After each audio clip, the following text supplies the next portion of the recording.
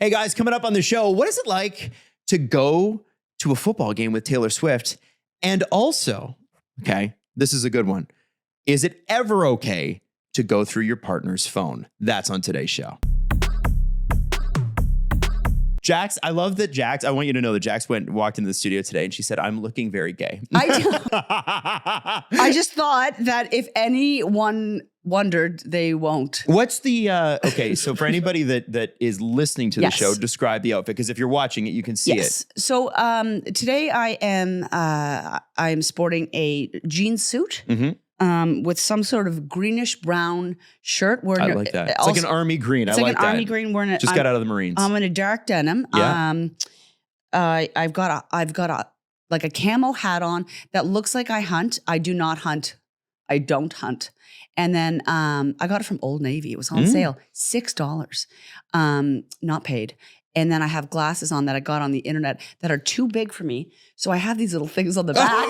What are those? Have you ever seen these? Well, no, because I've never had anything on my head that's too big for my head because it's huge. You also don't wear glasses, which I find crazy because you have a man with perfect vision. What else does he need? I have great vision. Look at these. They're hooks for the back of my ears. To keep the glasses from falling? I did not know that existed. Whoa. I can be fast and see. I have never, ever heard of that. Yeah, I got them on the Jeff Bezos website. Oh, Amazon. I got them on Amazon. That's well. Listen, there's a lot of value to the Jeff Bezos website. I know. I just we got to pay for his wedding. We got to pay for his wedding, and my little ear hooks are really helping him. They're really helping him. I bought a gaming headset yesterday on the Jeff Bezos website to help fund his wedding because, and I know he's hard up for cash. You got a headset. Good. I did. Well, because I have gaming headset, but it's so old that the pads are running. You know, you have headsets, the pads are kind of falling apart. They're blue. Off. So my wife's like, you're leaving little blue rubber pieces all over the apartment every time you play your nerdy games. Like, can you please buy a new set of headphones? So I did. And here's the issue. And again, if you have an outsized anything, outsized feet, outsized butt, which I also have. You have a nice butt. Outsized head. Thank you very much. Because everybody's got a different body and everybody's got something on their body. We're like, wow, we jumbo sized that. Okay. Yeah. When I buy a set of headphones, I'm never sure if they go over the top of your head, if they're actually going to fit. And it's because most of them do, but it's like, how far am I going to have to pull it? So the gaming headphones I had before, super cheap. I never buy the expensive ones. Would dig into my head after a while. Oh, that's, There's like a plastic piece on it. And so I'm actually like happy to try these new ones out. But again, I went cheap. So I'm like, these are going to hurt my head too, aren't they? Why don't you have gaming pods? Like, why don't? I don't know. It's like a thing. Well, because you know, for the people that like stream for a living, right? These YouTubers and stuff like that. Like the first guy that I can really think of like knowing who did that was PewDiePie, right? The YouTuber. I don't know what you're talking Swedish about. guy. He was once the most followed guy on YouTube. You don't know who that is? PewDiePie? PewDiePie, Swedish guy. Any games? Gamed, yeah. I think it was like Minecraft or something. He doesn't play The Sims. He doesn't play The Sims. I don't know. I don't know. We're coming back to that. Okay. But what was interesting with him was that like he was just a really sort of nerdy guy, and he was the first one to really take off. And everybody's like, well, what's neat about it was that we thought on YouTube before that you had to be a 10 out of 10 in the looks department. Yeah. You had to have these curated crazy videos or whatever. And you were like creating like a storytelling. And here's this guy who's just like a normal looking, gangly Swedish dude and can't even speak, like he speaks English very, very well, but you know, has a little bit of an accent and stuff like that. And it was like, and then all of a sudden he's got 10 million followers overnight, and it wasn't really overnight, but everybody's like, who the hell is this guy? And it was more than the gaming side of and things. he was making, I remember in like 2014, it came out that he was making $7 million a year off of YouTube. That is wild. That's 2014. That was considered the highest at the time. Now you think about like what Mr. Beast would make or what the Paul brothers would make or like David Dobrik back in the day. David Dobrik when he was at his peak. You know, those like you're talking, I think, in the hundreds of millions now, right? And so, but what was interesting about him is he and a few other creators I followed never used like the high end stuff. So I always felt like, well, if they're not using the high end stuff, I don't feel like I need to.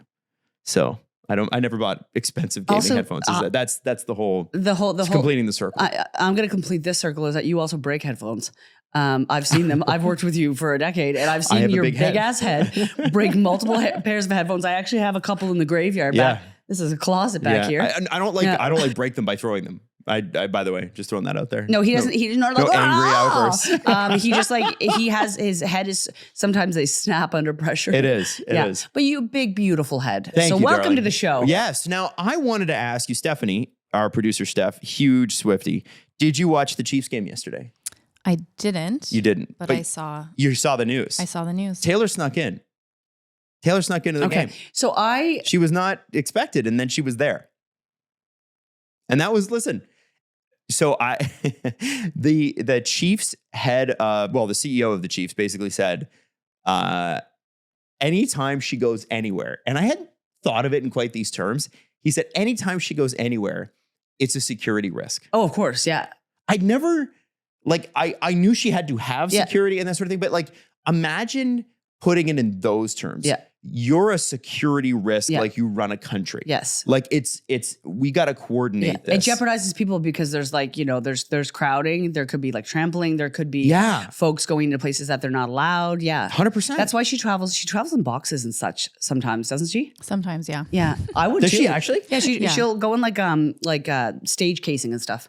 No Yeah, kidding. she moves around venues pretty sneakily, or at least she used to. I remember she was a magician. There was rumors years ago when she was kind of hiding from the media that she was being put into the truck that she was would leave her house in a box or something. Well, okay. That would be, and I get it. That's sad. If she's floating around the bowels of an arena before a show. Yeah.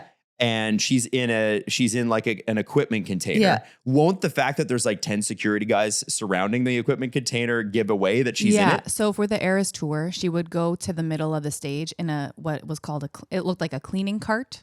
And she would have people pushing the cleaning cart. So after the first few shows, everybody caught on that she was in the cleaning cart. But it was because she didn't want people to see what her outfit was before she started. Oh, okay. So it wasn't she wasn't hiding. No. It's okay, I'll stay in the cleaning cart. I just don't want you to see what it looks like. But she has to leave her house and stuff like that because I joke about it, but that's really sad. You're scared to leave all the time because people are waiting for you. That's why if somebody like her flies private or has an enormous house, I'm let them be. Let them be. I don't care that Taylor Swift flies private. I people are well, the environment. I get that, but here's the deal. Would you rather have her step on an Air Canada flight in first class and have 40 security at the front? I don't think so. I think, and the other thing is she has a gigantic house somewhere, and I don't know if she does. I know she's got that condo in New York because she wrote the song about it. She has a brownstone, right? Does she have a walk-up? A Carrie Bradshaw house? Greenwich, I think. Yeah. Oh, Greenwich Village? She used to live on Cornelia Street, which is what that song is about. Girl knows her She streets. doesn't live there anymore. Oh. She lives in a different place. But there's people crowded outside her apartment at all times. Yeah. So Of course. anytime she leaves, there's so many people outside. So this is the thing. If I were her, I would want to have if let's say we were in LA, I'd want to have one of those big Beverly Hills mansions that overlooks things. Yes. But the thing with that, I was thinking about it. You have a big house, that's great. You probably have it in a big lot, which is also great. But then you have to defend that lot. Yes. It then becomes a fortress. I think I'd get paranoid. Oh, 100%. How would you not? That's spooky. So everywhere you go at all times, you got to have 8 or 9 guys and electrified fences, literally surrounding you. And she's had so many instances with stalkers, going to her home, trying to break in. I honestly couldn't even imagine. Killer Trav will protect her. Killer Trav. Killer Trav on Instagram. Killer Trav. I hope he never changes that, by the way. I was joking that thinking to myself, if she went to the game, did she maybe, but she would have to sneak into it because she wouldn't want people to know. There have been times where it's sort of announced. Yeah. But yesterday's game, which they lost, they're 0-2. Devastating. Bad luck. Anyway, yesterday's game was a surprise. Now, I kind of wanted to look into, because when he said she's a security risk everywhere she goes, I'm like, what is it like when she goes, and what is she like to go to a game with? And so I did a little digging, and I just thought there were some really interesting stories that came up.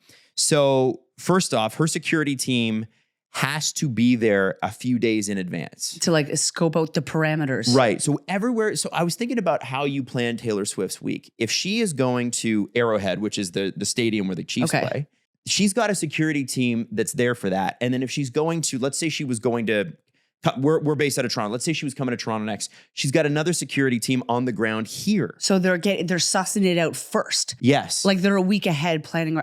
Yes, they've That's got like royalty. multiple teams Yeah. on the go, which has got to be crazy expensive. Like that's got to be insane. I mean, she has the money She's to got do the it. money. Yeah. But she needs the money to do it now. Yeah. But apparently, one of the things that she's really good with is she's very, very good to her security. Yeah. And there was a She's story. good to any team member apparently that she has, whether Yeah. you're like working in her house, like on the ground, even like her comms team apparently is like really what. Yeah. Sorry. You heard about the bonuses she gave the people that worked on the Aerostar, Yes, right? it's $100,000 for every single one of them. Yes, she stimulates economies in any city that she goes to. Like actually stimulates economies. Yeah. They say that in 2023 she saved the U.S. from a recession because every city she went to all of a sudden boomed for the entire summer. Not just while she was there, but before and after. I which know is I crazy. razz her. I know, but I do know a lot of things about Taylor Swift and I support her. So one of the stories that like the anecdotes that's made it to public is that she knew that one of her security guards' wives was like a huge fan. And so at the Chiefs game outside of the box, she FaceTimed her. Stop. That's so nice. Isn't that cool? Yeah. That's really sweet. I thought that was a cool little That's story. really sweet. Yeah. And then there's a guy named Baron Corbin who is a WWE alum. So he was like a professional wrestler. And he's good friends with Killer Trav. Killer Trav. And he went to watch a Chiefs game in the suite. And here's what he said. I thought this was cool. He's like, so we went and they took us up to the suite. And then my uncle or brother was like, I wonder if Taylor's going to be there. And as they said it, she's walking into the room. Appears. Yeah. My brother's freaking out a little bit. And she walks right up to everybody, gives them a hug, gave us a hug, like you were instantly family. That's really nice. Which I thought was really cool. That's like really just, warm. yeah, because everywhere she goes, she's essentially the party host too. Also, like it's yeah, and a room would stop when she walks in, and not even just like if you're a fan, but like there's obviously star power, but like for her to also be warm, Yeah, that's really nice. And he said it's just mobs of people taking selfies with Taylor. And he's like, and just her existing. I've never been around someone like that. It's a different magnitude. You felt like everyone in the stadium is staring at you because you're standing behind her. So like she was sitting down, and you know how you see at Arrowhead, it gets very cold in Kansas like it does here, but the stadium's outside. Yeah. And so one of the things about Kansas is the wind in the winter. So they have, when they're playing football, sometimes they've got these windows that will go up that will prevent the wind from coming into the box. And they have like heaters in the box seats in the suites that will heat the front few rows of the box in case you have the windows down so you're not freezing, right? And I guess I was kind of doing a little bit of research into that. And the glass panels come down very, very easily. They slide up and down to give people the illusion that they're sort of just a part of the regular crowd. Okay. But when they go up, apparently it feels like you're not in a game atmosphere anymore. It feels a little bit more like a meeting. So even when it's cold, they tend to have those down. Although with someone like Taylor, and at every NFL game, this is the case. There are snipers at every NFL game. Yeah. Because there's 60,000 people. America's got their guns. You gotta, that's the security precautions they have to take. So I would imagine the ones in her suite are very protected.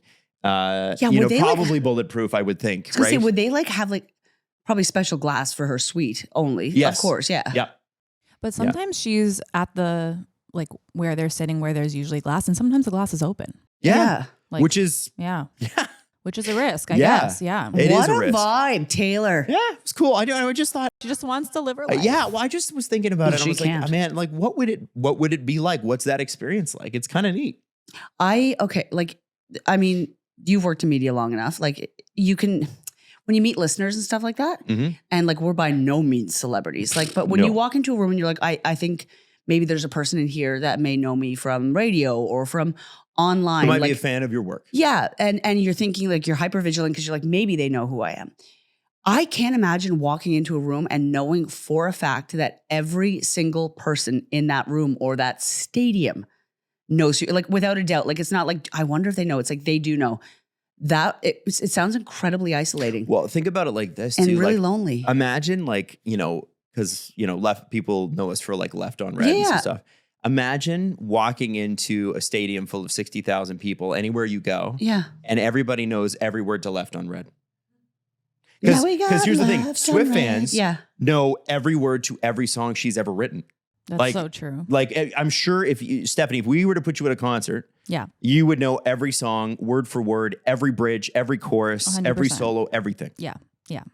And it's like, it's that, but then they also know about her personal life. They know her entire like childhood. They know her blood type. Up. They know her parents' middle names. No, they do. They like they are an army. They're competitive. They are an army. Yeah. I've always been blown away by how competitive Taylor Swift fans are with each other. You know? Yeah. Different fan groups. And it's true. Is there because I know with like a lot of like fandoms, there's camaraderie, but is there camaraderie with the Swifties?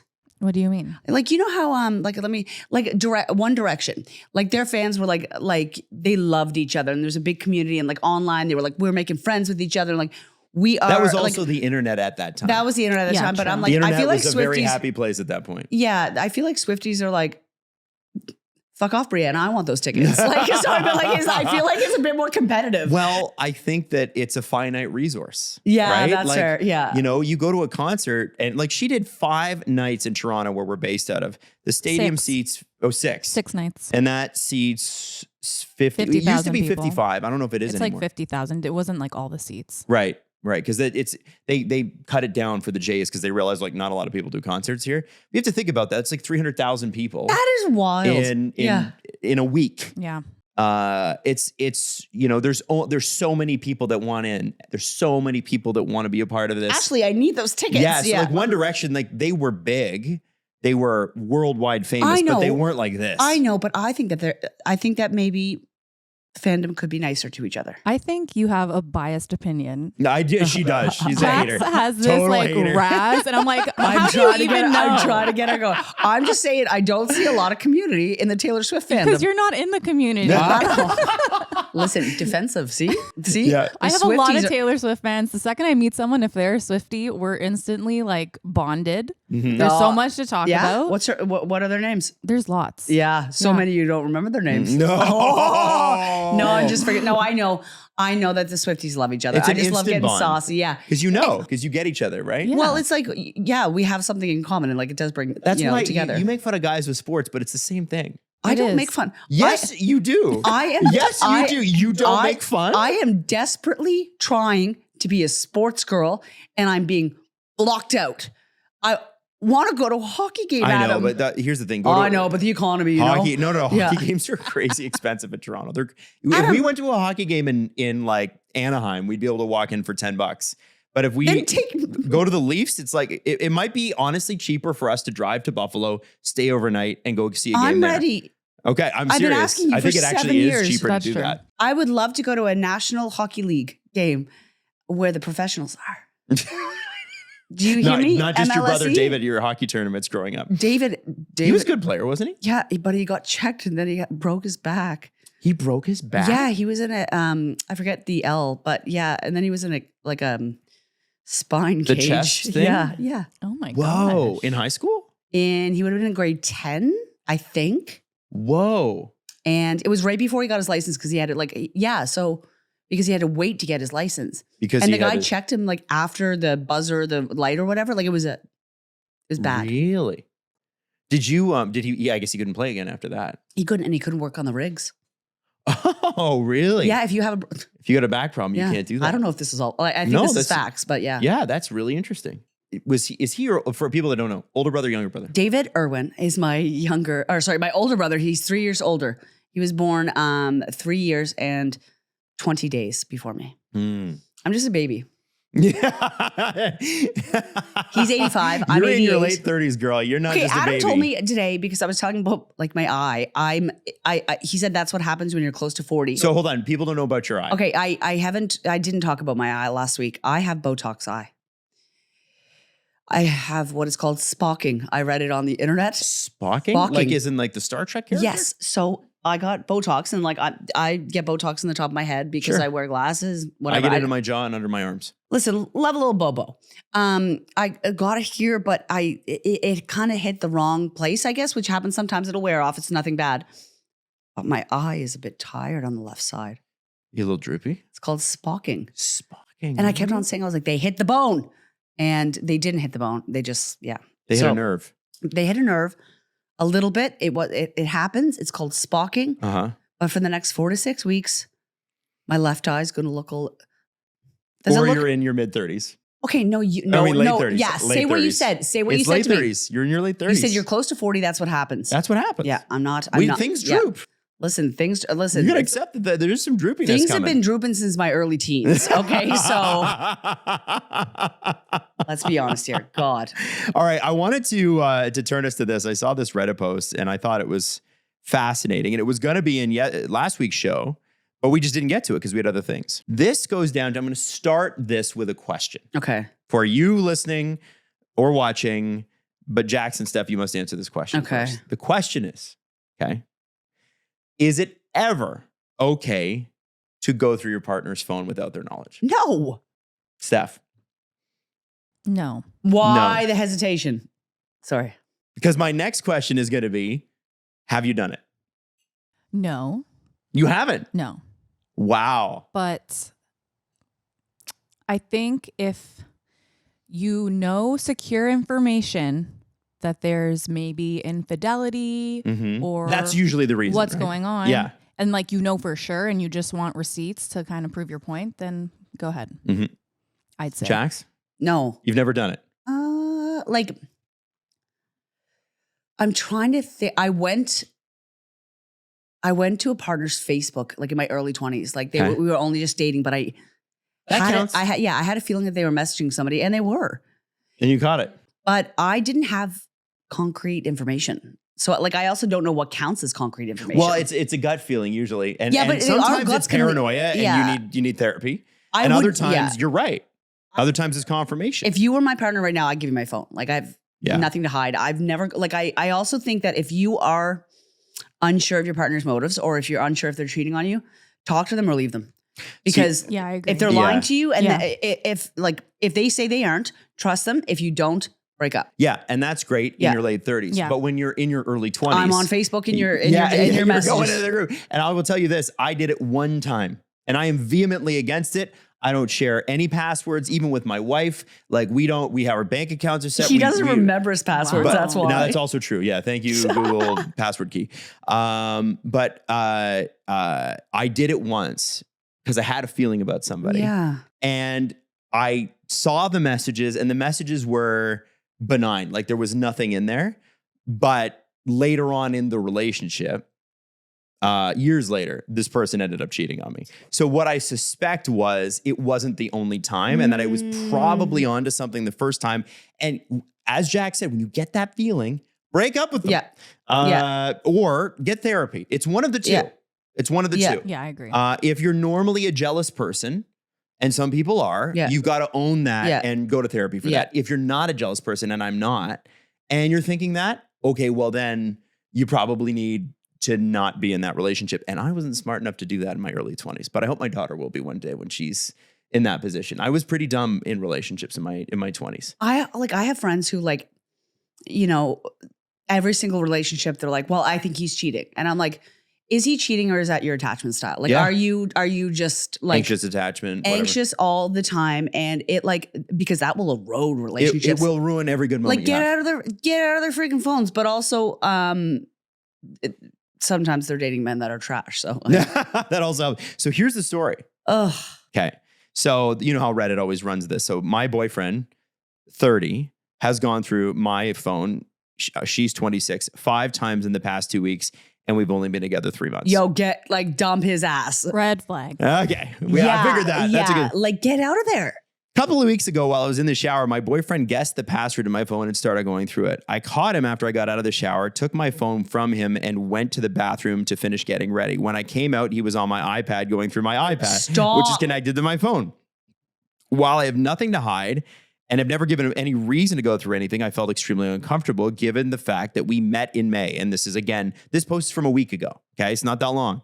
I decided to change my password. And a couple of days later, we went to a concert. I ended up falling asleep on the way home and woke up to my phone being disabled 20 minutes because of how many times he tried to guess the password while I was sleeping.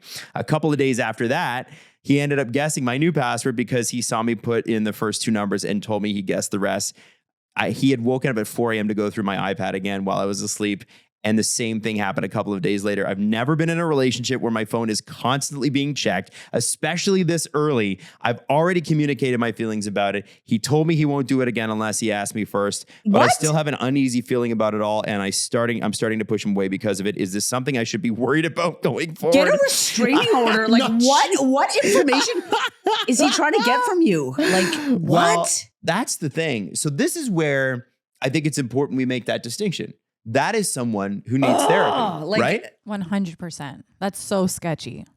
That's weird. That's trust issues times 1,000. Well, and so like my question is, if you're him, yeah, and she's clearly not cheating, she's, also if my wife asked to see my phone, of course I would give it to her and be like, yeah, go ahead. But I'd be like, are we okay? Yeah, like are we good? Like what do you need? I guess we need to go to couples counseling or something because you're feeling this way, whatever, right? Yeah. And she never has. Yeah. Because I think you're entitled in a relationship to your privacy. I believe that. You should have some semblance of that. And what's interesting with this, I thought, was like, this person has probably never enjoyed, like, they get into a dating thing, they like the person likes them back, and how you get the butterflies and the tingly feet and hands, whatever happens to you, and every love song's about you guys, or whatever. And then you get into the point where it's like, okay, we're boyfriend and girlfriend. That moment is probably the moment this guy stops enjoying the relationship. It's self-sabotage though, right? Like yes. He's in a good relationship. He's having something. He finds somebody that likes him, maybe loves him. And he's like, no. And that's I can't enjoy this. Also, like, he doesn't feel like it goes way deeper than that. He doesn't feel like worthy of love. So he's but like, get out of your girl's phone, you creep. Yeah. Like that's spooky. Yeah. Also, it's so early. It's so early. Also, like being like, I'll let you in if you ask me permission. Like, don't let him in at all. Mm-hmm. You know what I don't like? What? So Steph's recommendation last week was Love is Blind UK. Yeah. So I did what any normal person would do. And I went home and my wife and I binged for the first 2 seasons. Yeah. It's really amazing. And it is outstanding. Yeah. It's so good. The first season's better than the second one, I'd say, but I liked the second season. I liked the couples in it. First season's crazy. Yeah. But what was interesting about it is one of the people in the first season has a conversation on the beach with this guy. Because the way Love is Blind works, just for anybody that's never watched it, is they take away the looks. They put you in a pod for 3 weeks and you essentially spend hours dating and talking to people. Yeah. And then whoever you have an emotional connection to, and you're literally talking through a wall while you go on more dates with that person. And then you don't get to see them until you propose. And so, I would imagine when you remove all the outside distractions, you don't have your phone, you don't have the internet, you don't have anything, that would build a bond very quickly. It should, in theory. Yes. And, some people get married, stay married. Other people get married and get divorced, a couple of months later. Yeah. And some people just never make it. And one of the characters, there's a couple, Catherine, and I forget his name, but he's like a Freddie. Oh, Freddie. The Steph knows. Freddie's like this. He's this really good looking guy. He's really empathetic. His brother's got Down syndrome. Okay. He comes from a great family. He's a funeral director. Okay. And he makes great money, owns his own house. And he's hot. And Where's he's the a good caveat? looking boy. Where's the caveat? Catherine's the caveat. And she's not a bad person, but Catherine asks him on the beach, she's like, so have you ever cheated? And he's 32 at this point. Yeah. He's like, yes, when I was 25. And you see her go cold. Like it was just ice in the conversation. Okay. You know when you feel the temperature of a room change? Yeah. And she said, I've always believed once a cheater, always a cheater. He's like, well, it was 7 years ago and I really regretted it. He was upfront about it. Yeah. And she's like, well, did you tell her? And he's like, she found out. And she's like, so you weren't even honest about it? And he's like, well, no, because she found out literally a few hours later. And so what I don't like, and I don't think is fair, is she would look at that and go, I was cheated on. Therefore, I have a sensitivity to this. Therefore, and I've seen this with people all the time, I have license to do things that aren't right. I don't think going through someone's phone is right. I did it. Yeah. I did it the one time. Yeah. I was 24, 25 years old. I never did it again. But I did it. And I was like, I made a vow to myself, like, this is insane. You need to chill, dude. Yeah, because it's like, what part do you recognize that it's like... It's me. Yeah. It was me. I was the problem. So the person that did cheat on me. Yeah. I had known that they had cheated on another partner. So here's, they had Interesting. cheated on another partner. I went into this fling or this whatever we were doing, knowing that. So I already had like, I was biased because I was like, oh, it's okay. They wouldn't cheat on me. But I also would also use that information later in my head to be like, they would cheat on me.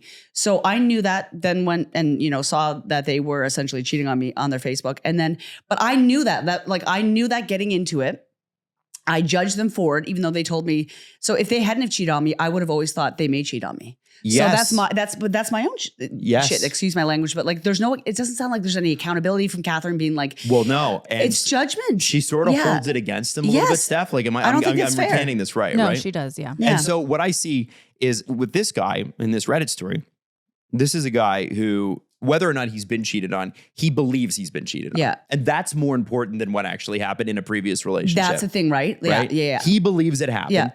And so he's doing everything he can to prevent, like, because when you're going through someone's phone, you're not preventing cheating. They've already cheated. Yeah. You're just trying to discover it. Yeah. And so I feel like, I don't know, I feel like there's a point at which you have to go, okay, am I actually enjoying this relationship anymore? Or am I just in an anxious freeze my entire every day, every minute of every day, and I can't get past it? It's also it's the accountability part and being like, is this helping? Is this harming? Can I? Because if you talk to the person, they say I haven't cheated, you have to believe them. And if you're in their phone like a goblin, you do have in to the believe middle them. of the night, going through their iPads. I had a partner. Can I tell you a crazy story really quick? Yeah, give it to me. I had a partner after we broke up. This is going to sound crazy, but I was talking to another woman after we broke up, and I think, talking to her a little bit on the way out of our relationship. This is like in my 20s.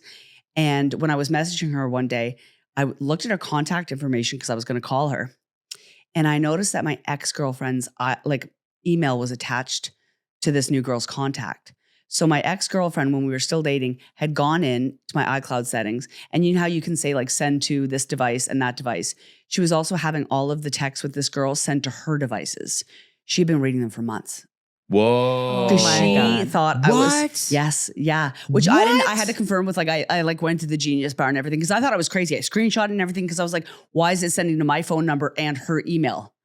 And so she was watching everything on her Apple account. I thought it was crazy. That's crazy. But so I deleted that. Whoa. But you know what? She was right because I was now dating that person. So holy smokes. Yeah. Okay. And the other thing is, but who and was I think right in that? This is what makes people paranoid too. You know, we talk about like Catherine in that show talked about like, well, once a cheater, always a cheater. And she said, every relationship I've been in, I've been cheated on. Mm-hmm. And so at a certain point, and this is what my therapist told me once upon a time until I finally figured it out with relationships. He said, the problem isn't them. The problem's you. It's the type of people you're picking. Yeah. And everybody probably like 90% of people get cheated on. Like it's not, it's not, unfortunately, especially in your 20s or whatever, it's not that unusual. And you know, a lot of people don't even realize that they have it. Yeah. Right. It just happens. Yeah. As you get older, the stakes get higher. So when the cheating happens, it becomes a lot more dramatic because, hey, you own a house or you got kids or you whatever. I think it's a very, very, I think there's a lot of people that would benefit from going, instead of saying this keeps happening to me, and I hate this, I know how this sounds. Okay. This keeps happening to me because that's what I said to my therapist. I keep dating the same, blah, blah, blah. Yeah. These things in relationships keep happening. I'm wondering if I'm just not cut out for it. And he said, I hate to tell you this, but the responsibility falls to you. This is your fault. You're choosing X, Y, and Z when you should be choosing this. Yeah. A, B, and C. Yeah. And it wasn't until that shift in mindset where I changed up the priorities. Because, you know, you think about it, like I came out of my 20s and hadn't changed what I'd been looking for since I was like 21. Yeah. And like, you can't be in your mid 30s looking for the same stuff you were looking for when you were 21. You also, I'm a firm believer, like there's a more eloquent way to put this, but like you date what you think you deserve. Right. So that is a really good way to put it. And I'm not saying that you deserve to be cheated on, by the way. Nobody deserves that. Two things can exist. your partner can cheat on you and you can be really mad at them, but also you can like it has nothing to do with like when people cheat. I think that people take it way too personally, which they both can exist. Like you betrayed me and like this is yours, not mine. Yeah. However, if you keep on dating emotionally unavailable people that are treating you like trash, like you have to be like, why do I think that I'm worthy of trash? That was me. Yeah.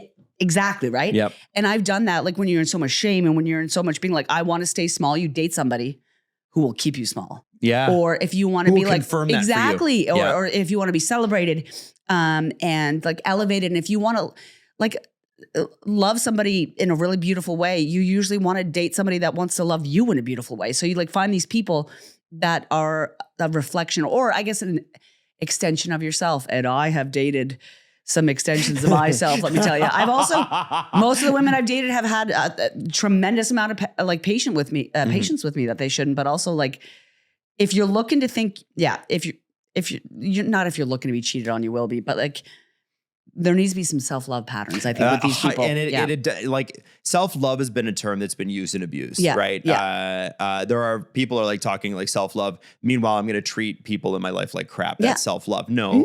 But self-love is going, hey, like I don't have to be treated this way. Like if you hate yourself, you tend to find somebody who will hate you more. It's like, So it's anyway, fascinating discussion. I felt for this guy a little bit because you almost, first off, she's got to get out of the relationship.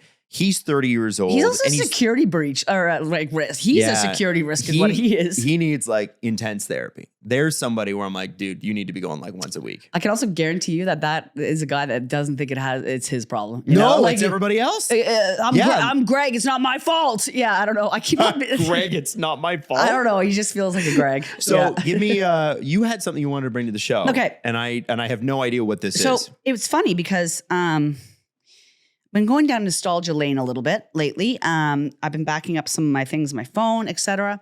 And then I saw this trend on TikTok that was kind of like a remember when moment. Mm-hmm. Now, it was for couples. I saw this thing on TikTok that was like, we look like this now, but we used to look like this. And I am single and you are my husband, essentially. But I found this video. I found the very first video ever of you and I, Adam. Oh my God. Is this the McDonald's one? Nope. It's before the McDonald's one? This is Jax ate McMuffins off my bare chest, by the way. And I'll show you that. I got that clip. This video is from summer of 2015. Oh God. I have never seen it since. You were tagged. I went deep in your tagged. Anyways, I'd like to show you the very first video of you and I. I think it's very fitting as to our relationship now. Okay. 2015. Geez, that's 11 years ago. 10 years ago. I've been really trying. What is going on? I'm softly feeding you a banana and then kissing you. Sexually feeding. Who is singing in it? I have no idea. We had known each other for maybe a month and I'm sexually feeding you a banana. Very, very uncomfortable. But you know what I like is that you took the banana. I did. You ate the banana. You trusted that this little woman I think I was wearing a hooded vest at that time, and my bangs to the side. This little woman. And you had your spacers. Stop it, Adam. Let's not forget about the spacers. Stop it. Leave them alone. You ate the banana from my small hands. Always. But I found that and I thought it was a really special moment and a reflection of where we are now. Because things have always been hypersexual between us. Yeah, so, there's a vibe. There's a vibe. Complicated. So wanted to bring that to the show because I had never seen it before, and I hate it. I hate it too. It's very uncomfortable, but you know what? Hey, it's good. Okay, let's talk about somebody. Let's do some questions. Dying to know section. Pop Rock wants to know how long you guys have known each other. We've known each other in person 10 years because you moved to Toronto in 2015. Right after I fed you that banana, or right before I fed you that banana, but we had known about each other for a couple years before that because when we worked in radio is pretty small. There aren't a lot of jobs in it. And so the people that know each other all know each other. And I had worked in Halifax and a friend of mine, one of my best friends, Zach, had said, him and his wife were like, you got to meet Jax. She's this new girl at the station. You were going to love her. Like, she's unreal.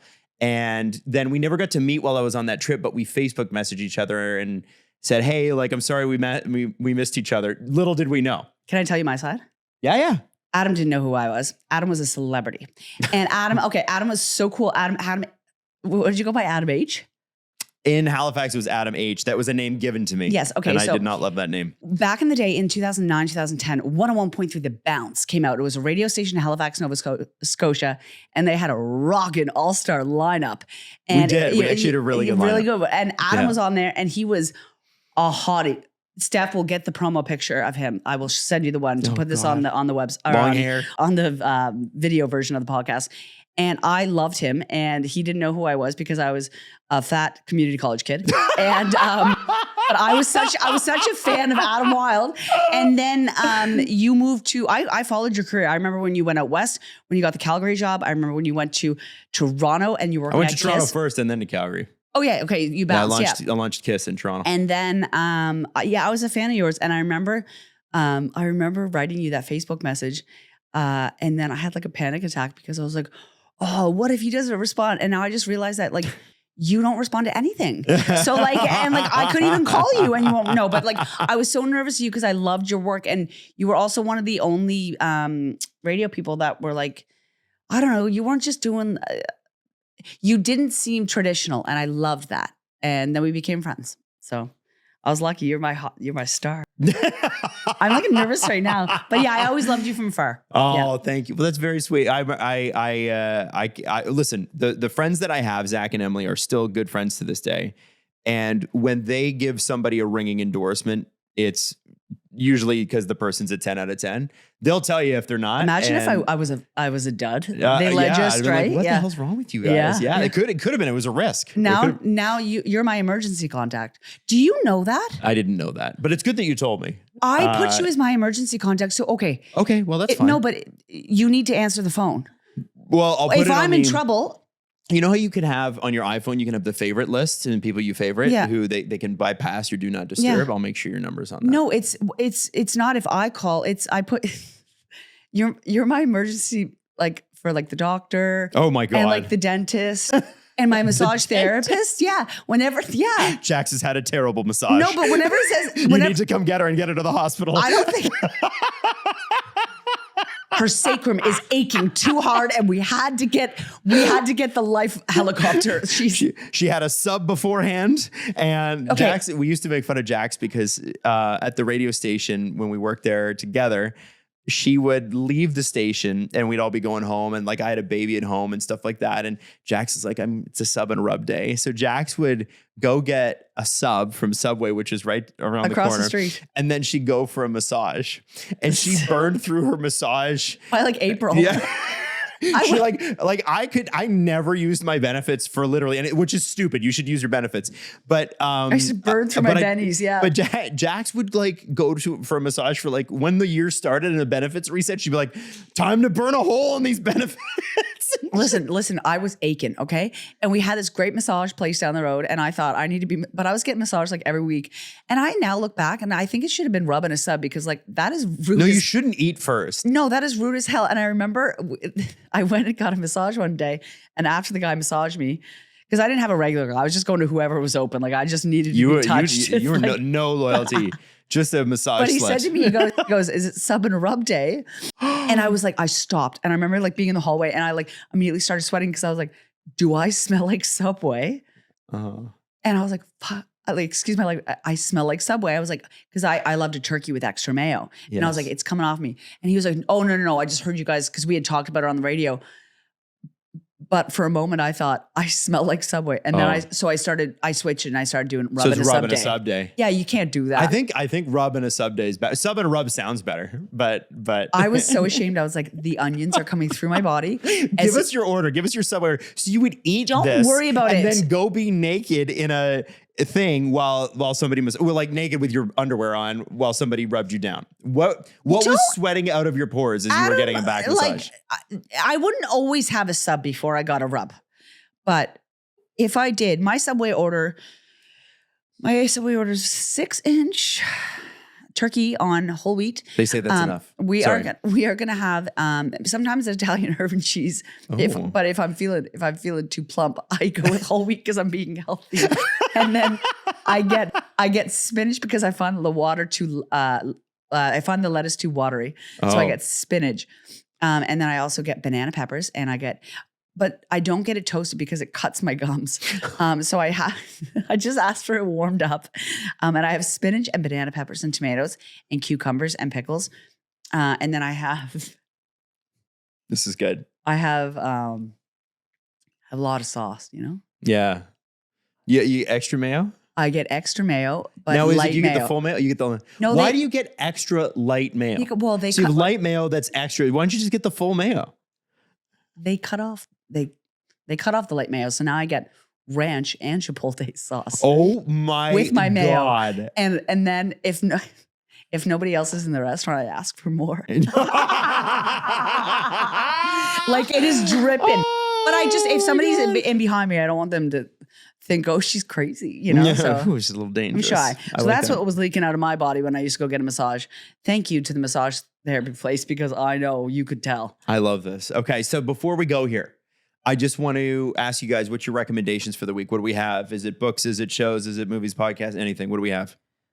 First, I want to say I took Jax's recommendation from last week and I watched the catfishing high school Adam, you thing. need to watch it. Okay, I watched it over Natalie's shoulder, and I know I'm not gonna. We can't give away the ending, don't give it away. But oh my God, What's it called? Ruin my day. It ruined my day. It was a high school kid who was catfished, right? But it wasn't that she was looking for love. This person just started barraging her with terrible messages about her and her boyfriend. She was getting cyberbullied through her phone, like relentlessly, hundreds of texts a day. When for you find out a year and a half, right? Yeah. And the crazy reveal is who, because they found out. Exactly. It is incredibly sad and also perplexing as to how that. It's so crazy. Yeah. But anyways, my recommendation. Jonas Brothers Christmas special. And it's not even out yet. No, I haven't watched that yet. It comes out in November. I'll be watching that. That and bringing that to the show. I want to know what that's all about, by the way. I'm so excited for that. Yeah. I'm going to be in it. Oh yeah. You are going to be in it. Yeah. When the Jonas Brothers came to Toronto in February, they did a concert at Massey Hall. And I went. So you were in the crowd. They filmed 3 songs for the movie. And you're in it. Look at your little face. We've got to try to find I'm you. going to swap myself. Are you okay? How close to the stage are you? So I was like on the balcony, but I was second row and I was wearing a white shirt. So I think I can see myself. Stephanie, okay, this is when we need a camera on her because I have never seen. She's going like this. She's like I've never seen such a. There's joy. Manic, but also joyous smile. They really give me You joy. love the Jonas Brothers. I really do. Well, but I'm watching Wednesday on Netflix right now. Oh, is it good? I've heard the second season isn't as good as the first. The second season's kind of hard to follow a little bit. I feel like there's a lot of different storylines happening. Okay. But I do want to know what happens. So I'm like 2 episodes away from the finale. Okay. At least as long as it doesn't go remember Riverdale? Yeah. No, remember that? It was with the Archie comics thing? I stopped watching. That was awful. I can't believe that show got made after the first season. It was terrible. I stopped watching after like the 3rd season. I was like, I don't know what's happening. Yeah, and then anymore. it became like a musical, and then Mark Consuelos is in there. And then they went to like a different town, and it was like a parallel universe, and I'm like, this is too much. And Jughead's an alcoholic. Yeah. It's like, what's happening? Listen, you know what? One day at a time. And one day at a time. Okay. It affects us all. It affects us all. What about you? Well, I've been watching Orange is the New Black from the start. Why? Why? That show was so overrated. Shut up. Overrated. Sorry, I don't think I've ever told you to shut up. Yes, you have. Many times. I just got defensive. Many times. But you deserve it. I don't know. I just needed something. Lesbianish. No. I just needed something lesy, you know? I can identify with this. It's like summer camp. Adam, summer camp for lesbians isn't prison. I don't. It might be. No, I just needed something easy, you know? Yeah, I got you. This is pretty heavy. It's a terrible show. I hated that show. Okay, can I give another recommendation? Yeah, sure. Okay, Amy Poehler's podcast with Judge Judy a couple weeks ago. Oh, that would be good. She had Judge Judy on the show. Judge Judith Scheinlin, who I have always... She's a badass. She's awesome. I want her to... You want? I want her to... You want to be dominated? Yes, by okay. Judge Judy, yes. Yeah, told what to do. But Amy Poehler with her is... Like Amy Poehler's podcast... Good Hang, it's called. Good Hang is absolutely fantastic. Not that you should listen to any other podcast except for the Adam and Jax podcast, but if you do, listen to Amy Poehler's. But yeah, between that and Orange is the New Black, I'm pretty busy. I watched the Only Murders in the Building's got a new season out, and a 3-episode kickoff, and it's amazing. You've never watched that show, but you like cozy shows, right? Well, I'm watching like a prison show from 2015, so probably not. Well, like cozy shows. Like what's cozy? You'd like it, I think. it's like that show feels like a warm fire. It's funny. It's so good. It's light. You don't have any deep thoughts afterwards. Is there any mystery? Oh yeah. Yeah, no, I'm not interested. You don't like a murder. You need to give love it a murder chance. mystery. What are you talking I about? only like real brutal true crime. I don't like puzzles. You need to give it a chance. You gotta try it. No, You got to give it a try. no, I like. Okay, listen. If is you're it- watching this, you're listening to this, you got to tell Jax. It sounds She's like wrong. it sounds like Clue. You will love And it. I No, don't- it's not like that. No, Clue. It's so Clue good, made me though. anxious. Clue made me anxious. It's not Clue. I know it feels like Clue. Oh my God. I You would will like it. I will It's be so watching. good. It's so good. I need answers. The new season's excellent too, so check that out. Okay, so we will be back obviously next week. Looking forward to it, and we'll see you guys then. See you then. Ooh.